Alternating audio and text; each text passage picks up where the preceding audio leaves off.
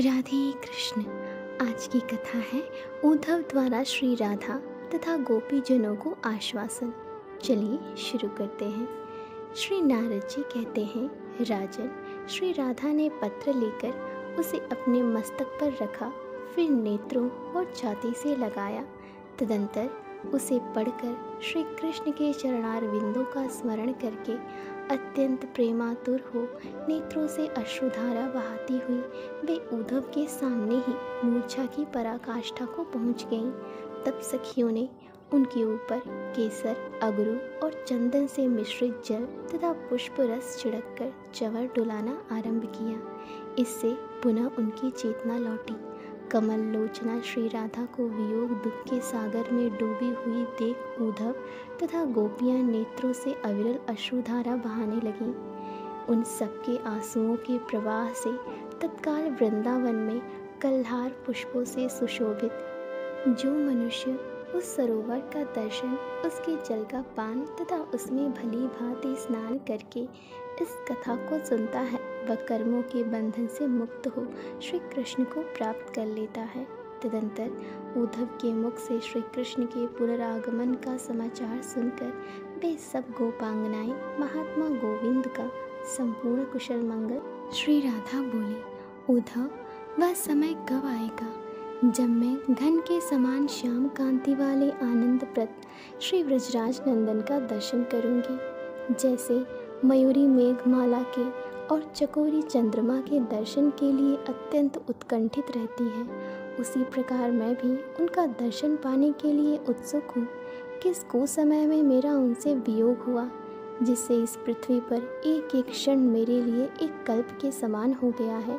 गोविंद के युगल चरणों के बिना यह विरह की रात इतनी बड़ी हो गई है कि ब्रह्मा जी की आयु के द्विप्रार्ध काल मंत्रियों में श्रेष्ठ उद्धव, जो आशा देकर अपने छोह मोह रूपी धन को त्याग कर और अपनी ही कही हुई बात को भुलाकर मथुरा चले गए, उनके लिखे हुए इस पत्र के वाक्यांश को भी मैं सत्य नहीं मानती।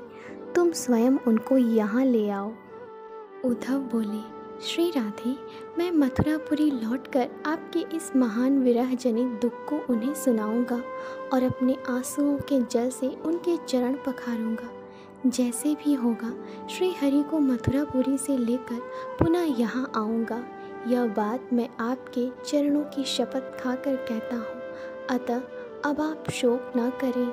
श्री नारद जी कहते हैं, राजन, तदंतर प्रसन्न हुई श्री राधा ने रास रंग स्थल में चंद्रमा द्वारा दी गई 2 सुंदर चंद्रकांत मणियाँ श्याम सुंदर को देने के लिए उद्धव के हाथ में दी। पूर्व काल में चंद्रमा ने जो 2 सहस्त्रदल कमल भेंट किए थे, उन्हें भी प्रसन्न हुई भक्त वत्सला श्री राधा ने उद्धव को अर्पित किया।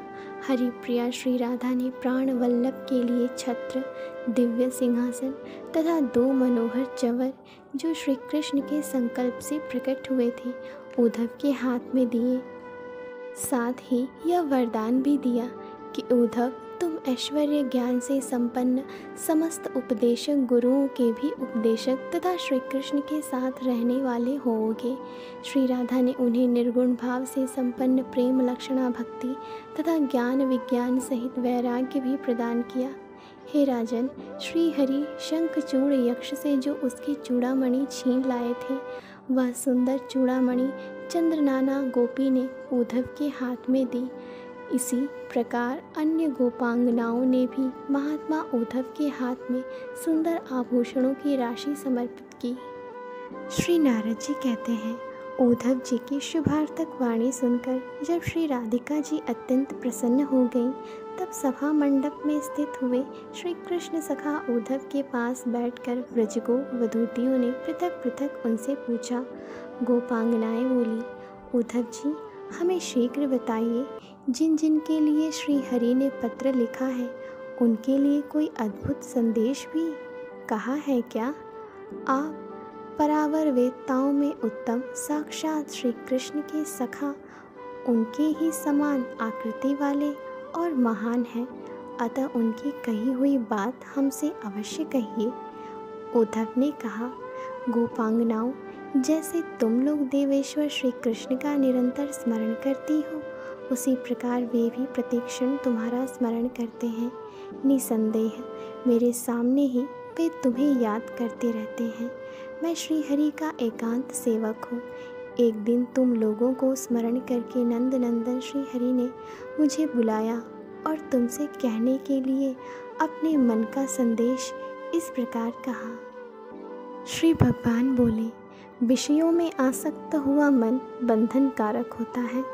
वही यदि मुझ परम पुरुष में आसक्त हो जाए तो मोक्ष की प्राप्ति कराने वाला होता है। अतः ज्ञानी जन मन को बंधन और मोक्ष दोनों का कारण बताते हैं। अतः मनुष्य को चाहिए कि वह मन को जीतकर इस पृथ्वी पर असंग आसक्ति शून्य होकर विचरे। जब विवेक की पुरुष निर्मल आध्यात्म योग के द्वारा मुझ साक्षात परात्पर ब्रह्म को सर्वत्र व्यापक जान लेता है, तब वह मन के कषाय राग या आसक्ति को त्याग देता है। यद्यपि मेघ सूर्य से ही उत्पन्न हुआ, उसका कार्य रूप है, तथापि जब तक वह सूर्य और दर्शक की दृष्टि के बीच में स्थित है, तब तक दृष्टि सूर्य को नहीं देख पाती।